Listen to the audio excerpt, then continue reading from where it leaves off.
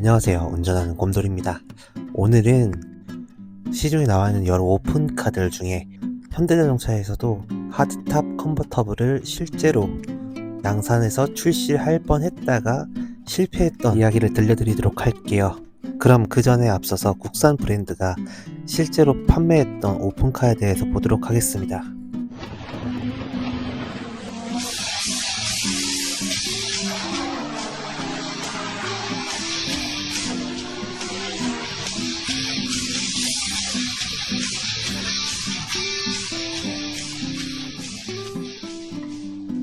GM이 로드스타의 신화를 다시 쓴다.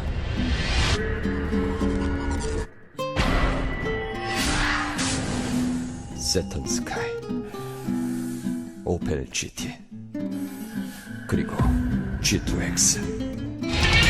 Go to extreme. G2X.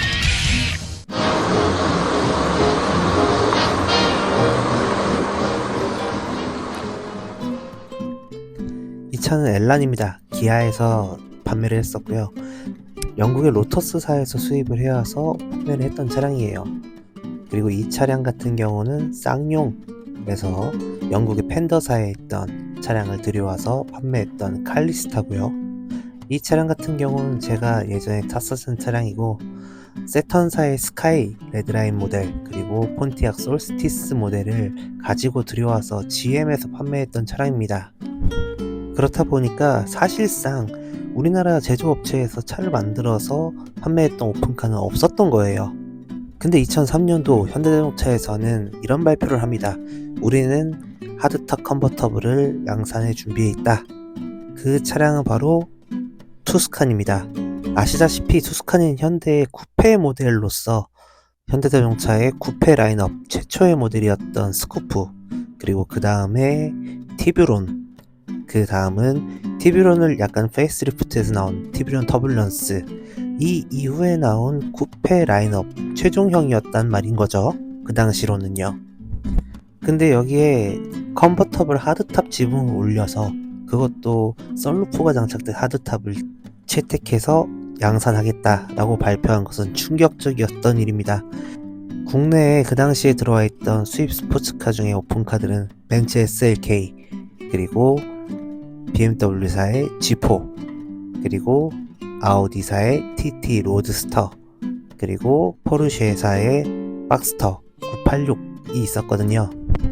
근데 SLK만 제외하고 나면 이 나머지 차량들은 전부 소프트탑이었다는 공통점이 있습니다. 근데 여기에 현대차에서는 쿠페 컨버터블 슬라이딩 루프라고 해서 하드탑 컨버터블을 적용해서 투스카니에다가 채택을 해서 올리겠다라는 얘기를 했어요.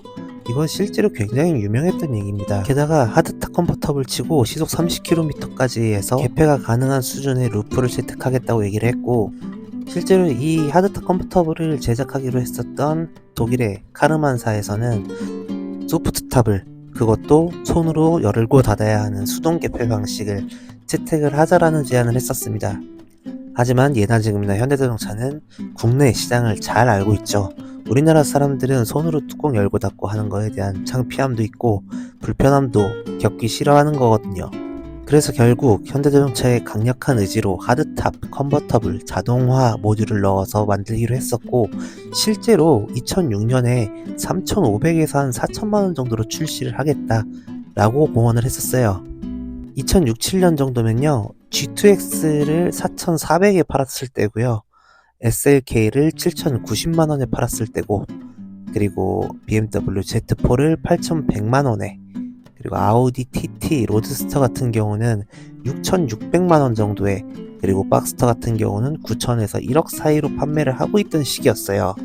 근데 풀 오토 오퍼레이션 하드탑 컨버터블이 장착이 되어 있는, 그것도 국산 차량, 부품 수급이라든지 수리 비용이 저렴한 국산 차량이, 거기에다가 이미 이 투스칸은 이미 1세대에서 성공을 거뒀기 때문에 시장에서 이미 인정을 받은 차였단 말이에요. 게다가 트렁크 공간은 루프를 닫았을 때는 트렁크가 440L 정도, 열었을 때도 240L 정도의 가용 면적을 갖고 있고, 풀 오토로 시스템이 오퍼레이션 가능한 하드탑이 들어가 있는 것 치고는 무게도 140kg 밖에 증가가 안 됐단 말이에요. 거기에 18인치 휠과 미쉐린 타이어를 기본으로 넣고, 근데 이런 가성비 쩌는 차가 왜 못 나왔을까요? 이 답은 의외로 간단하고 단순했습니다. 이런 쿠페형 차량을 이렇게 지붕이 열리는 컨버터블 형태로 바꾸려면 이거는 분명히 현대자동차가 가지고 있는 기술로는 안 된단 말이죠. 그래서 독일의 빌헬름 카르만 회사라는 곳으로 이 하드탑에 대한 컨버터블 제작을 의뢰를 합니다. 이 회사는 오픈카, 그러니까 컨버터블 시스템 만드는데 굉장히 특화되어 있는 회사예요. 엄청나게 경험이 많은 회사입니다. 이 회사에서 작업하고 손댔던 차량들을 보면 리스트가 이렇습니다. 여기서 말하는 완전 생산은 정말 자동차를 완전 생산한 거고요.